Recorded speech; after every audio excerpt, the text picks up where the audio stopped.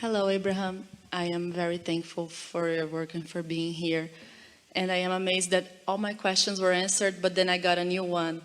And I think that's how it goes, right? That is why we call it co-creation at its best. We love the ones that hatch, because you get in the receptive mode and then you hatch a question. And in the receptive mode, you're going to hear the answer. Okay, then I'm really happy about it. I'm happy about having the new question too. So when we were talking about understand it, but don't explain it. And what we mean by that, when we say that to Esther, because everything we say, we're saying to the person we're saying it to for the reason that we're saying it. So that's why you can't take something that we've said to somebody and apply it necessarily across the board, because you're all in a different place. But the reason we say that, what we mean by that is, don't try to explain it to someone who's not in a position to hear it. Because when you try to explain something to somebody who can't hear it, then how they feel about it often is something that you begin to observe, and then you take on their doubt or their clutter into your vibration, and then you diminish your own power. So that's what we say, don't try to explain to people who, first of all, aren't asking, and second of all, are not ready to hear what they're asking for. And you can kind of tell in the tone of the question when someone asks the question, well, how come? You can sort of tell they're not ready. Or why not me? They're not ready. Or how come they get it and I don't? They're not ready. Right, but I also took it to mean, like for myself, for instance, there are people teaching. Have you noticed that we never stop explaining to you all? We're explaining it and explaining it and explaining it and explaining it and explaining it. We understand it and we are explaining, but we understand in our explaining that often you are ready to hear. And we also understand that even if you're not right now this red hot minute really ready to understand it fully, you'll get enough of it that then life will show it to you, and then you'll understand. Oh, that's good. And my question had to do with journaling, because when we're talking about this understand but don't explain, I got it to mean to me like, because there's some people that say it's important to understand where you're coming from, and sometimes journaling can help you process what it is that you believe, because sometimes it can be so automatic that you don't even realize you have this feeling. So that's what I understood by understand but don't keep once you understand, just don't keep explaining what it is. Here's the thing about that. We think journaling is nice, but we would use our journaling to emphasize our momentum. We wouldn't use it so much to try to get momentum going as we would when we recognize that we feel good, to just keep it going and maybe practice the feeling of it longer. What happens with people sometimes is that in the examination they introduce more resistance than is necessary. You just have to be aware of how you're feeling when you're doing it. Okay, yeah, I have used journaling for the future, like writing what I wanted, and I manifested a few things in that way. But recently I have been... When you write it, there is a stronger point of focus. For some people, for me, for instance, I'm good with words. So this is not English is not my native language, and I'm so thankful that I can have this conversation with you. So nothing in and of itself is ever right or wrong. It's how you're feeling about it while you're doing it that really matters. And so if you're just really frustrated or discouraged about something, we wouldn't journal about it, because all you're going to do is enhance and sort of solidify the vibration of resistance. But when you're soaring, that's when we would journal. But do you think it would be useful, or if I journal with the intention to, okay, I'm going to sort through this to get the learning from it, and so I can leave this belief behind, because once I know what it is, I can choose differently. Here's something that we would really like you to focus on. Sometimes by writing it, you do remember it, but it's simply because you've practiced the vibration of it longer. Just remember this. Your brain is not a storage cabinet. It's a transmitting and receiving mechanism. So rather than trying to remember things, just feel as good as you can feel, so you're in the receptive mode, so that you can receive what's important moment by moment by moment by moment. In other words, that's where your intuition comes from, and your spontaneity and your good timing and your clarity. But if you try to remember, then you just get all bogged down.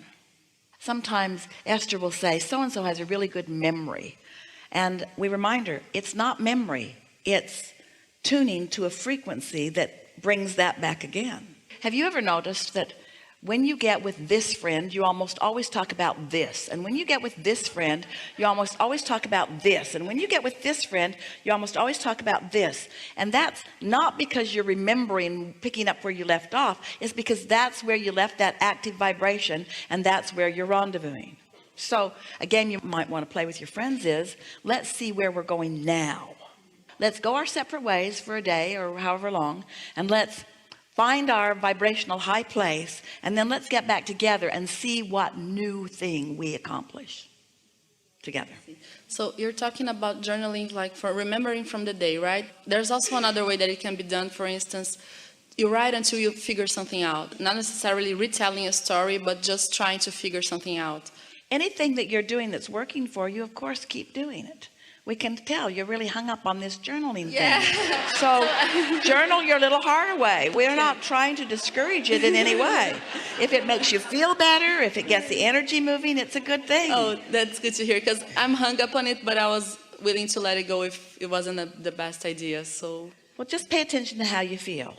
It's sort of like Esther used to sit at night and watch a little bit of television, and the catalogs, because she would order from things online, and catalogs would come and catalogs would come and catalogs would come and catalogs would come and catalogs would come, and she had a pile of them by her bedside because she wasn't there very often. And so then when she'd get there, she would sit and she would just start turning the pages of the catalog, and at first it was just delightful, but once she made herself through about 10 or 20 catalogs, she felt sick to her stomach. And it was because it was just too much stimulation about things that were not actively wanted in her experience right now. In other words, it was like someone offering to her things that she had not asked for.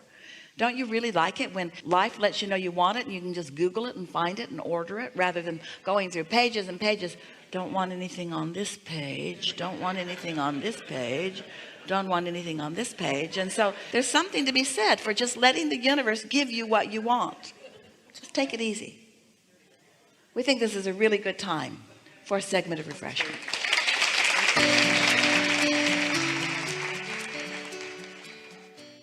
So I've watched a lot of your films on homosexuality, and they're all really, really good. But I had a question, because I definitely picked to be gay. I was gay from day one.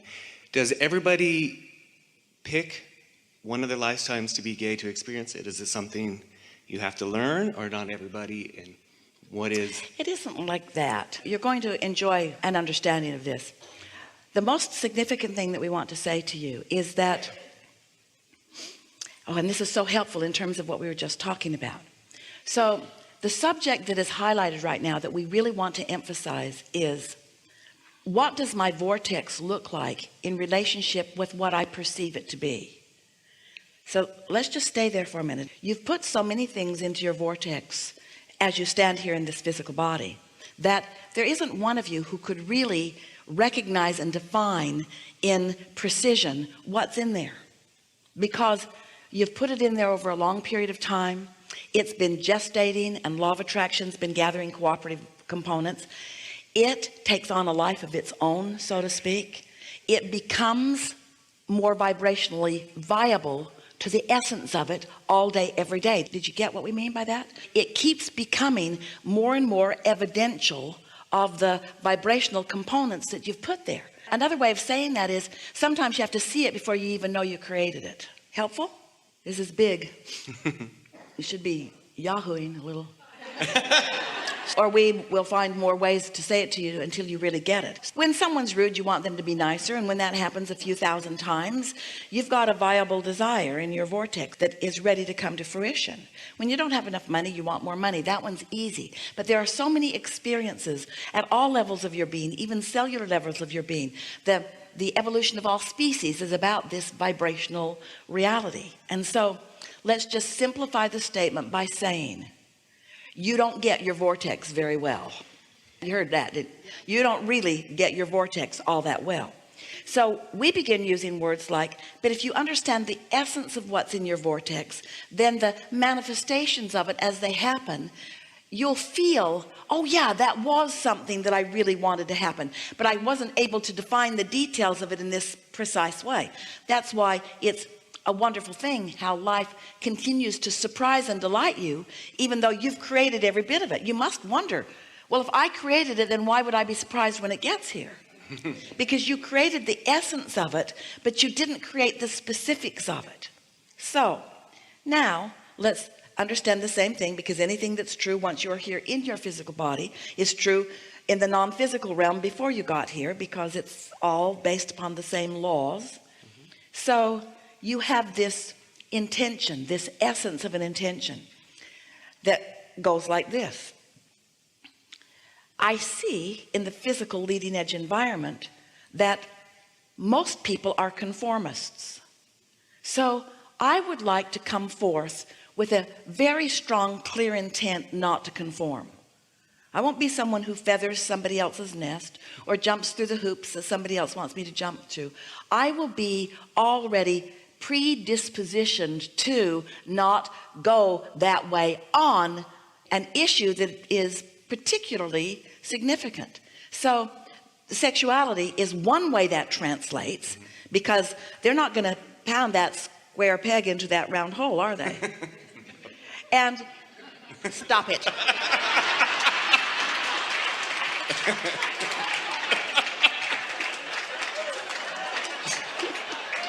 We blame Esther for that. We do. We blame Esther for that. Another way that that comes forth. Good time for a segment of refreshment. Another way that that comes forth is children with autism is another example.